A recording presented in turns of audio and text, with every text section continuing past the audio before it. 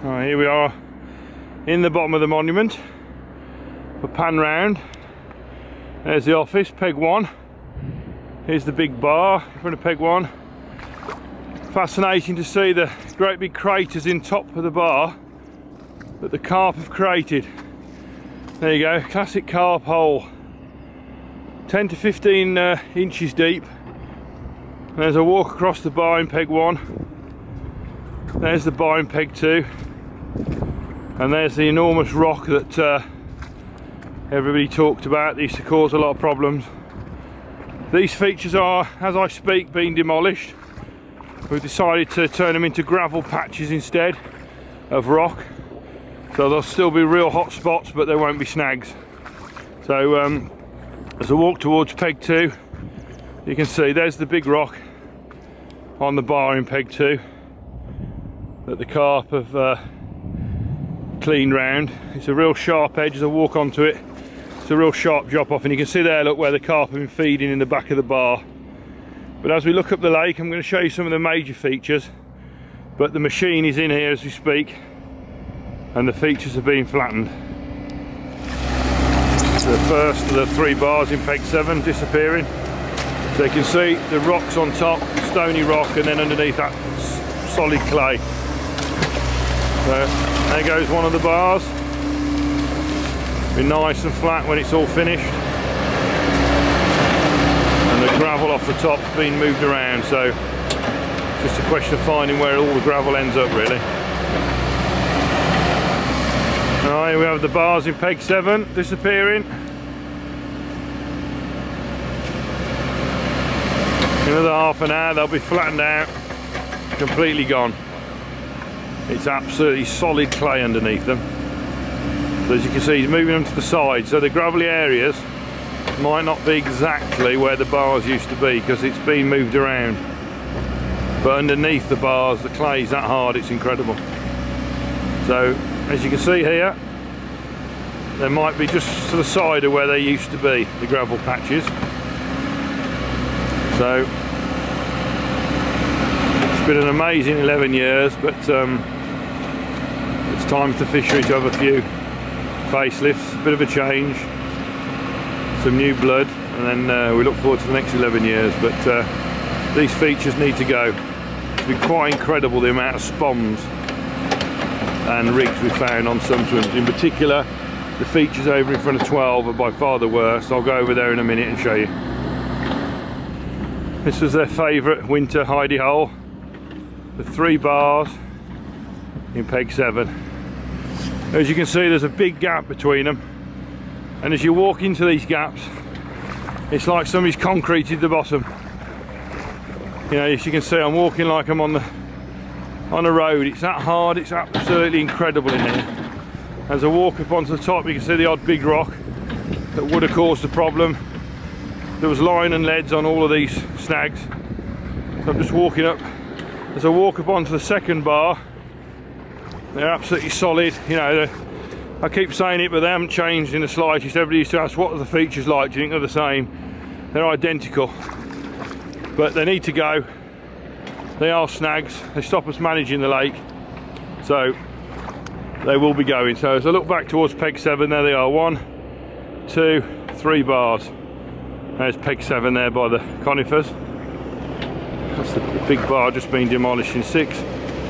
And this is a lovely bar in peg 8. We'll have a wander over there and I'll show you if there's anything interesting on that one. On top of the bar in front of peg 8, as you can see with the swim there, it's very close, only 40 yards out. These are the sort of little holes the carp have been digging on top of them. Been digging around this rock. Another rock there that would be a snag. You know, these rocks have been exposed all the way around the side. See where the carp have been rubbing on the side of this one. But if I drop down the bar, you'll get a feel for how big they are. You know, they're quite substantial. So that's looking back across the 7. But you can see down the side here now, you know, it's quite snaggy, quite rocky. Right, here's the big long bar in front of peg 6. Enormous bar. It's next on the list to be demolished. We'll just walk up onto it. Sorry, it's very sticky in the mud. Just snapped a nail down there, sorry.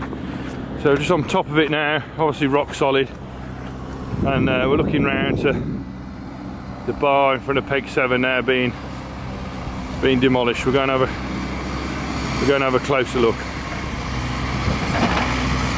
There's the big bar in front of peg 6. There we are. Interestingly, in the bank down there, you can see it just there, there was a big piece of telegraph pole that somehow got blown in the lake, and the fish have been using it to rub on and scratch on it right under the bank in peg 6.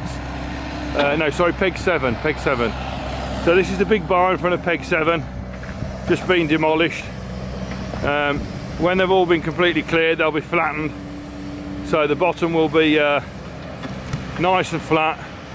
But as I said, all the bar that's been crushed will be rocky shale, so they're the bits to find when we reopen.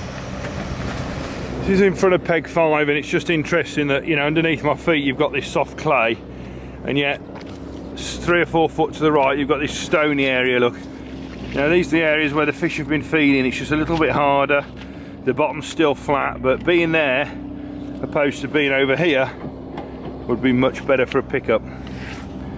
So they're the sort of types of bottom you've got to find. So here we are opposite peg 4. You've got the 6 giant mounds. They're exactly like they were constructed in 2003. If we walk up onto this mound, there we are on the floor, we see a spom embedded in the bottom. We've had over 20 spoms out the lake, possibly even 30. They're a real snag issue, so